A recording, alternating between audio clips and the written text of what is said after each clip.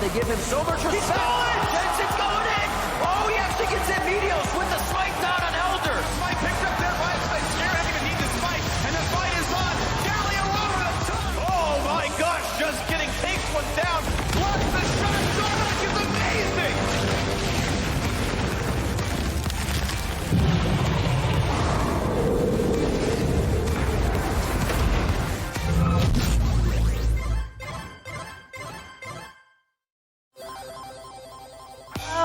Everyone, and welcome to Monday Night League, where we've got a quick recap of the history of Evil Geniuses, and we hear from the new GM of 100 Thieves. I'd like to welcome these two fantabulous gentlemen by my side. We've got Prawley, we've got Mark Z. How you doing today? Pretty good. It's the Monday night. Yeah. Monday Night League, bro. Yeah. I've forgiven him after disagreeing with me on Saturday. He was allowed back, that. but you've learned your lesson now, right? I have. Don't I'll disagree. never be like that again. Thank you. Promise. But that makes for a boring desk. I need a little disagreement here, so don't listen to Mark Z. Maybe you can choose to in the audience, but we'll leave that up to all of you. Now, before we hop into our final two games of this week, let's see how the teams ended up stacking up.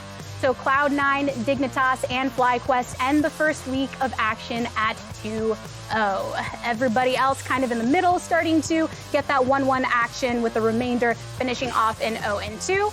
And there are plenty of ways to kick off a new decade of League, like farming up kills or securing clutch Barons. But then there are those plays that we end up cleaning up, which we will be getting to in a moment. But first of all, just thoughts on standing so far. I think there's a little error where it said Team Liquid was 0-2 already, unless we've already penciled that one in. But No, there's a little asterisk yeah, on those ones. yeah. But for everything else, I mean, someone predicted a lot of those matches, and maybe I got thrown under the bus. Did you submit them for Sunday? Your predictions? Yeah. And You're gonna be like Crumbs I only and had lie and said that you got 4 right. I did not get 4 right. Okay. I think that's impossible for Sunday. That was a tough. Yeah, it was a weird day. That was a toughie. Tough days on Sundays, but let's go ahead and take a look at one game in particular, because in his game against TSM, Immortals Aika picked up a smite off the ground and used it to grab that lovely blue buff. And what we've got for I'm Helping. In on the Sonic Wave and Resonating Strike. Will he be too far in? They know Bjergsen can come over the wall, low on mana, good damage to Smithies, he's rooted. Still a back and forth, low health bars, but it's not gonna be anybody dead! And not even the blue buff is gonna be going down now. Sentinel stays alive, he's just getting angry, and it looks like they'll finally be able to take it. Rebel can we help him? Flash. This is real. Because Dardak had to smite there a little bit early for some health, it actually allows Aika to pick up his smite, and then he's going to use that on the blue buff. I got smite, I can smite this. Okay. I'll be flash. Okay. So are you helping if you pick up the smite or if you drop the smite? I'm sure Smithy appreciated it, but that was a lot of things happening for nothing to happen. That was one of those moments where you're like, everyone's gonna die, and then everyone just walked away from the situation. Even I talked to Coach Peter, he wasn't that happy about it. Well, I like, the Zoe flash into pick a flash and to find a smite. It's like, things are gonna happen, and then nothing. Nah, it was disappointing.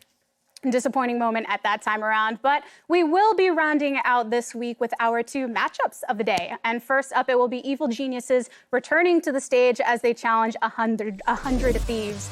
And with Team Liquid and TSM on a quest for their first win as they face off later on.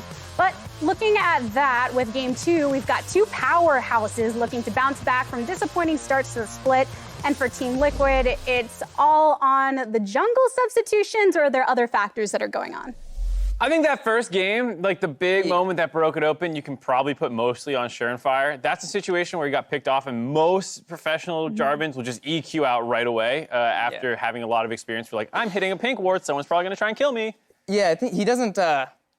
Surenfire doesn't have the danger that you feel like when you get later in the game as a jungler, because you gotta know if I die, they're gonna take Baron. But I think he wasn't thinking that way yet, because he just doesn't have enough experience. So I'm gonna say the jungle is a bit of an issue because it's the hardest role to plug and play. I think every other role in League, you can kind of get in and deal with it a bit, but when you put a new jungler in, it's going to affect the jungle mid situation, the jungle support situation, how you take objectives, how you set up vision. It's a whole bunch of roles that the jungler has to fill. And that's why it's a little nervous. We're like, okay, so first they had Pobelter and preseason they're practicing with. Then Surenfire shows up and they're like, oh, at least we got a real jungler. Let's scrim with him for 3 days. And then they're still waiting for Broxah. So there's a pretty big chunk here where if they continue to struggle and Broxah shows up, teams can pick up a lot of wins early on Team Liquid potentially. I feel like a lot of people are looking at the situation thinking, all right, when Broxa gets here, maybe things will change, but there might still be that adjustment period for that. And while TSM ended up sporting their intended starting roster for week 1, we did get a slugfest, that's one way that we can describe it, for the new roster as they dropped their first game to Immortals. Yeah, slugfest in like a thing on the ground moving very slowly, not a boxing comparison for me. That was a 60-minute game, and it was a bit of a doozy to watch as you just see this Senna max items still farming for souls. Jat was freaking out about efficiency, how he should be letting someone else get it for maximum soul droppage. It was pretty funny to see, but not encouraging for TSM. Yeah, not great for TSM. I mean, I think they have a little things to change, but not too much. I do think it was a bit of a surprise. I was expecting that roster to like kind of hit the ground running a lot faster. So that was a little disappointing. Well, and obviously there were other factors that played into it, but the draft in particular kind of set certain tones for that. Yeah, I think for a lot of us, we saw very little engage, and we were talking in the pre-show about like where we wanted to see it. In the first 3, they've picked Rumble, Senna, and Tom Kench, which I know you were not a fan of.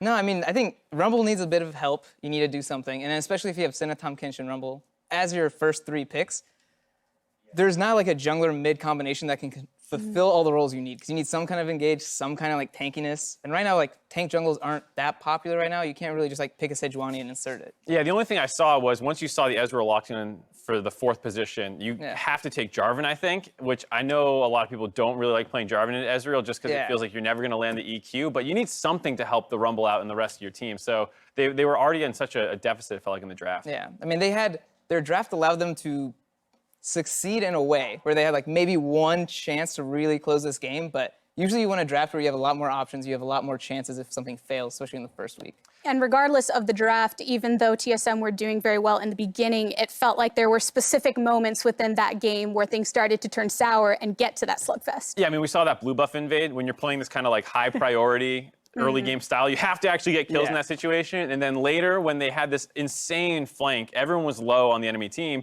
in the top lane, 25 minutes, you win that situation, you get a bear and the game's over. But they just played it so safe. You know, they're calling in the comms probably, slow down, and then you go so slow. Enemy team just walks right past them. Yeah, and then I think only like maybe 2 people died, and then like Dardoch got killed too. So it's like they really couldn't get anything. Like, yeah, when you pick a comp like that, you need to be, you can't have like a 2K gold lead. You need to like kill and get an objective early. Well, looking at that game 1, that we've got another team added to the LCS franchise. So for a quick recap on the org with the master plan, here's the Evil Geniuses oversimplified. One last team has entered the LCS during the offseason, so let's jump into Evil Geniuses oversimplified. Evil Geniuses is known for only hiring the absolute best in gaming. The players to have donned an EG jersey are synonymous with greatness, dominant performances, and most importantly, undeniably unmatched good looks. What? Fine. EG is a team synonymous with esports. They've been through many leagues, and this marks their return as a premier organization in pro gaming. Last time EG set foot in North America, they brought in a beloved core of CLG and added some native solo lane flair with Pobelter and Inox. And they did fine. But now they're back and they've got a plan. And it all starts with last split's MVP Svenskeren, who's flanked by a couple of familiar faces in Kumo and Zeyzal. And if those don't get you feeling evil, they paired some off-season shade with a little bang and brought the most evil head of hair League Esports has ever seen. We'll see if it all comes together as we dive into spring. Until then, this has been Evil Geniuses Oversimplified. Well, to hear more about the team, everyone, join me in welcoming the CEO of Evil Geniuses herself, Nicole Jameson. How are you doing today? I'm good, Gabby. How are you? Oh, I am great, and I'm super excited to get some thoughts from you because we've gotten to know a lot of CEOs over the years. You joined in May, obviously had big plans for Evil Geniuses, but what has drawn you to the strong messaging that is behind EG? Yeah, when I came into EG about 10 months ago, I really was trying to listen and hear what is the legacy? What am I trying to uphold and continue to really proliferate? And the cornerstones of our identity being bold, being assertive, being a bit of the heel were things that we leaned into strongly, especially with our return to LCS. So we've been very pleased to uphold that brand identity, as I'm sure you've seen. Oh yeah, when you set the jerseys on fire, you set my goosebumps ablaze because that was a pretty intense moment. And you talk about the return to the LCS, EG being the oldest organization in history, as you've noted in the past. But why, after 5 years of being absent here, have you decided to make the return? I think it's a twofold answer. The first, that we love League. If you look at the EG staff and players, and we participated in many titles over the years, the ones that we're less passionate about in the office, it's crickets on game day. For League of Legends, everyone is cheering, everyone is excited, and we're so pleased to be back. We also feel really strongly that Riot has curated a really great property that will transcend generations, and it's something that we feel strongly will be a really strong player going forward that we want to be part of. And while it is a return, there are a lot of new things coming for EG. It is that new team feeling. And most often when teams decide to come into a new place, they go, oh, maybe we'll pick up an academy roster. Maybe we'll develop some young talent. Y'all went hard with the Honda MVP pickup. I know you can't speak on the behalf of your entire team, but just what were the thoughts in deciding to go so boldly in that direction? Yeah, we had a limited time frame when entering into League this season. And so we had, you have two main entry points, more developmental, more budget, or come in hot. And we really wanted to be a competitor and a contender like we are in many of our other titles. And so curating a team around the best of the best was exactly what we wanted to do. You may be tired of hearing this part. Many have questioned the evil aptitude of the players that you have selected. And I know maybe 30 minutes or so ago, you put some evidence to the fact that there is some evil there. But you actually said specifically in a Travis Gafford interview, you'd be surprised when asked this question. So care to elaborate upon that? Well, of course, as I'm sure you've seen recently on Twitter, we kind of pulled the curtains behind on some of our players' evil aptitudes, as you see Jizuke playing with a flamethrower. But, at Evil Geniuses, we encourage all of our players to be bold, to be individuals. And like any employee, when they come on board, they go through HR training, social media training, puppy kicking training, walking on the grass you're not supposed to walk on training. And we really lean into making sure our players uphold the brand identity that they now are a beacon of. So the puppies get kicked, but the kittens don't. Is that because you have a cat? Exactly. You called me out. Yeah, you had to protect all of those stripes there. But what exactly, you're saying that there's all of this training going involved to kind of fit with that brand, but there's still that personality friction that can happen. So how really do you teach someone to be evil? Do you find those characteristics and tap into them a bit more, or just introduce new aspects to their personalities? Of course. And on a more serious note, by being evil, by living evil, as we encourage our players to do, it's being themselves and being unapologetically themselves, not being afraid to be questioned for what they do and why they do it. And we are an org that backs and encourages that individuality. Now, one last thought before we end up going, because you're facing off against 100 Thieves, and many have likened the bold resurgence of Evil Geniuses into the space to the flash that they came through with during franchising 2 years ago. Do you feel there's a potential rivalry either with this organization because of that or any other teams within the league? Well, 100 Thieves is an amazing organization that's been very thoughtful on how they position themselves and their brand. But in terms of rivalry, I'd say we've probably poked fun and pissed off everyone, and including ourselves. So I think we are fair game for everybody to be rivals with. Well, only time is going to tell how those rivalries develop. Thank you so much, Nicole, for sitting on with me. Yep, but when we return, we are going to have more on who is going to be winning in game number 1. Until then, we're going to take a quick break, and when we see you again, it's more Monday Night League.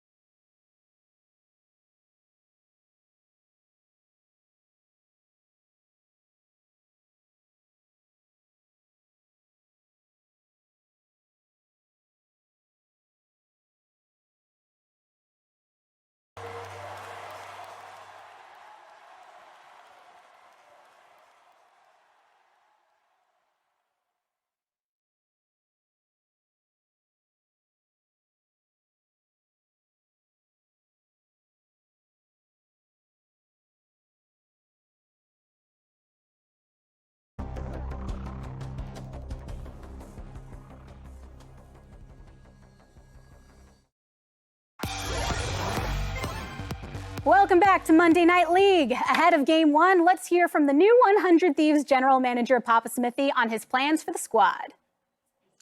You know, it's been just the first few days of LCS and now a couple of months since I've transitioned to the GM role. I gotta say, it's nerve-wracking on game days. I feel like I'm the closest person who can't actually affect the result on the day, so it's stressful, but just seeing the look of relief, and especially after picking up the first win, the payoff's worth it. So names on a piece of paper are one thing when it comes to roster building, but the Copenhagen boot camp and now towards LCS, the reality of seeing all the players in the room and seeing what the vibe would be like was a really important thing to judge. And the good news is that everybody's in really good spirits. The communication is good. When we're winning, people are having fun. When we're losing, we're keeping in the game, keeping cool heads as we had to on Saturday. So I think right now the vibe check is really good at 100 Thieves, but it's only week 1. It's still early days. So, you know, at the end of the day, as GM, people wondering, where are you going to see me drafting on stage? You know, how involved will I be? I'm still present on scrim days, whether in the room or watching a stream of the games and things like that. I still ask questions after the fact and have input maybe after the fact, but on game days, and especially even on scrims, we've hired great people to take over the strategic side. So I still got the hot takes, but the drafts on stage, they're not me. Well, let me be the first on the broadcast. Don't flame me on Twitter, guys. That's what that answer was. That's not me. Those aren't my drafts. Don't flame him because it's his birthday. Happy birthday, Papa Smithy. Happy birthday. I mean, do you want to offer him some flame for his birthday, or do you have some kind of words? No, I just hope the players pick him something fun for his birthday. I hope he got to, he said he wasn't doing draft, but I hope he was like, hey guys, my favorite champion's this, by the way, and it's my birthday. Yeah, I don't think that's gonna work. Maybe it could, but I think that's a bit of a stretch at the beginning of the season. Yeah. Well, all of the birthday wishes and maybe some mal wishes aside, let's turn our attention towards game number 1, because I want to gauge the expectations for the new rosters after 1 game of play, because for 100 Thieves, they picked up the winning after a grueling back and forth versus Golden Guardians. It wasn't exactly very streamlined. No, that was tough. That was for 100 Thieves. They had to crawl all the way back in the game. They went up against a team that had Ocean Drakes, and I'd say Meteos probably had the worst start I've seen in professional play for a jungler in 2020. It was as brutal as you can imagine. Yeah, it was about 0 buffs in his first round of clearing, so that's pretty terrible. But yeah, I think they had to claw their way back into that game, but I'm pretty sure it was mostly from that level 1 start and how it was. So I think the changes that they need to do for today aren't that drastic to actually like get the team rolling. Yeah, I mean, losing every camp is as bad as it can go, but the fact that they could stay in the game, I think, you kind of heard Papa talk about it a little bit, that the communication stays good. So they must have some resiliency. You just don't hope that every game is like, you have to showcase that. But it was only the first game of the season, and his opponent closer did actually have a really good path. While Meteos said it was kind of a mess, a win is a win. And now going to the other side of the rift, we've got Evil Geniuses, who looked sloppy in their premiere. So what are your takeaways from that? Yeah, I would say I'm more worried for EG than 100 Thieves. I think, 100 Thieves, fixture level 1, kind of changes the game. EG, on the other hand, had like some like player mishaps, I think some communication errors, a little bit of just like team play faults. And I think, you know, they've had a day to fix it, but I don't know if it's enough time yet. Yeah, I mean, the thing in the top lane with Sven Skaren going in on Froggen at like 4 levels down, so that's Alta. Yeah, I don't know. It just looks like this team has some communication problems where, like, I can imagine Jizuke in the top lane's like, oh, I guess he just used a combo on me. Go get him, Sven. And it did not work out at all. So I still have a lot of hesitancy about this team. When I initially coming into the preseason, I was excited about a lot of their roster moves. That put a pretty sour taste in my mouth after 1 game, which is obviously, you know, hopefully I can forget it quickly today. I mean, I think I was decently happy with Jizuke a bit, though. I at least saw him like fighting and going in a lot. Although, again, it wasn't all on the same page with everyone. I still like he still had that identity from Europe where he's just coming in and like actually making fights, even though he's playing Azir. Most Azirs don't do that all the time, but he's going EQR all the time. Yeah, I can appreciate that. The other scary thing was the solo laner in Kumo, who had a tough matchup versus Huni's GP, but now today you're going up against Someday, who also has a nasty GP, and you had a lot of experience with him, so it's like, you know how good he is. Yeah, Someday's not going to take it easy at all, so if he gets any lead like Huni did, he's going to punish pretty hard. Again, though, in that game where he did have trouble, I will say Kumo had to play with a jungler behind him, because remember, they invaded and took his red buff, so he did have a harder start, but I would say overall gameplay wasn't spectacular. With everything out on the table for the first time in 2020, I'm excited to get your predictions for the day. So with our first matchup here going to be 100 Thieves, of course, versus Evil Geniuses. And I knew it. I knew I wasn't gonna agree with Probably at all. I knew he was gonna hate me for this. We have to be disagreeable again. Yeah. So I want to get I think with the 100 Thieves coming off of the win, some are hoping that they get the second one, but Evil Geniuses may be losing a little faith based on their Game 1 performance. Mark Z, why do you think they're going to turn it around for the second game? Because I said they would in the preseason, and I'm not ready to back down off my words yet. That's basically it. That's not a good reason. It is not a good reason, but if you look at their first 2 games, you're like, you should predict 100 Thieves to win. Probably. Yeah. And that's how I feel. So I'm not doing that, and I'm listening to my preseason power ranking. All right, so both teams had not the cleanest games for sure, although one was a win. So again, I'm going to say the changes 100 Thieves have to make to be successful are not big changes, and they've had 2 days. EG, on the other hand, has to make kind of big changes. Yeah. And even today, Svenskeren and Kumo already lost today. They've gone 0-3 on the weekend so far because they've played in the Academy games too. If they lose today, they will have gone 0-4 for what I'm pretty sure is the first time since LCS has super weeks in a single weekend. It is a new record. Yeah. And some players are used to maybe having to compartmentalize a bit, go into Academy, do your thing, and then come into the LCS. But how much do you think that impacts the fact that not only are they playing more games, but suffering those losses as well? I mean, yeah, I'm not sure how bad the losses will hurt, but I think it's more just the time commitment of like playing with other people. So you have to kind of change your play style a bit. You probably have to like communicate a bit differently. You have to like maybe do more work. Because like today he should be just relaxing and preparing for the day. Instead he has to like show up, remember what he's drafting against his Academy team and then, or as the Academy team and then playing it. So he's doing a lot more than anyone else on his team has to do right now. Well, Kumo as well. Yeah, it's a tough position to be in. And I think hopefully they can just set, like you said, compartmentalize the Academy games, be like, those don't really matter to us. That's not what our jobs are. So that hopefully they can stay focused. But like you said, even just taking the time to show up earlier, you have to be communicating from an energy level. They will be more tired than anyone else taking to the stage today. Yeah. Well, with the predictions locked in here at the desk, I think it's time to find out if 100 Thieves are going to keep it 100 on the Rift here for the weekend, or if Evil Geniuses will finally enact their master plan. So, casters, take it away. Thank you all very much. Here we are for the first ever Monday Night League broadcast. I am Clayton Captain Flowers Reigns. I am joined by Mr. Isaac Azale Cummings Bentley, and we are pumped to be bringing you the action here on Monday. I'm excited, man. It's a new day. We get some more League of Legends. Hopefully, we're going to have some great games. What's better than 2 days of League of Legends of LCS action? The answer is 3, my friend. And these teams are ready and raring to go. Evil Geniuses and 100 Thieves first up. Of the 4 teams playing tonight, 100 Thieves is the only one with the opportunity to have a 2-0 weekend here. Yeah, and that would be huge for them. You know, this is a team that made so many different roster swaps, obviously returning to former players, but also bringing new guys into the org, such as Ryoma. And, you know, getting off on the right foot like that is going to really boost confidence among any new roster. And likewise, some of the other opponents are going to be swapping up a lot of things. And if you're starting off with that 0-2 week, especially with really high expectations that a team like EG had, you know, they were kind of shooting for the stars, looking to take down Liquid, looking to really compete at the top of the table. If you have a rough 0-2, let alone a rough 0-4 that Sven and Kumo are facing down, that could be tough to deal with. That's a hard time to go through for anybody. Of course, you can never jump to too great of conclusions off of just 1 week of play, but nobody wants to. You just might be wrong. Sure you can. We pride ourselves on ridiculous over conclusions, but for real, you have to be able to be confident in what you're doing, and 0-2 doesn't inspire confidence at the very start. No. You want to walk away with a win from this, even if it is just the first week here. And honestly, for both of these teams, remember we talked a little bit on the first day, back on Saturday, a little bit about power rankings and how 100 Thieves was the one behind the scenes that most people had all over the place, right? Some people had them as high as 3rd. Some people had them as low as like 8th or 9th. This is the team that people seem to have the hardest time getting a read on. Evil Geniuses, you already said it. They're coming in looking to say, hey, we don't care about the rest. You're not worth our time.